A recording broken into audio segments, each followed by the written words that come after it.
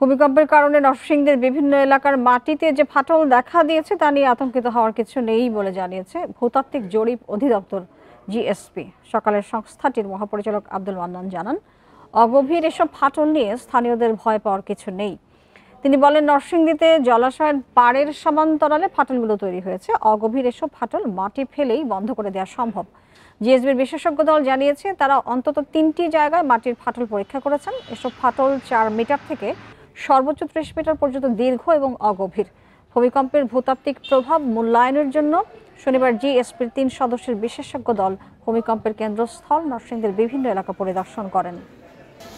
এই ধরনের কোনো সক্ষমতা নাই যে আমরা মাটির নিচে দেখতে পারি খুব একটা। আমার যারা এক্সপার্ট তারা বলতেছে যে এই মুহূর্তে মানে আতঙ্কিত হওয়া না, যেটা হুশ করে চট করে ডেবে যাবে এরকম আমি মনে করছি না। তবে এটা আমাদের আতঙ্কের বিষয় হলো যে ভবিষ্যতে আমাদের আসলে কতটুকু মিজার নিতে হবে সেটা চিন্তা করতে হচ্ছে আর কি।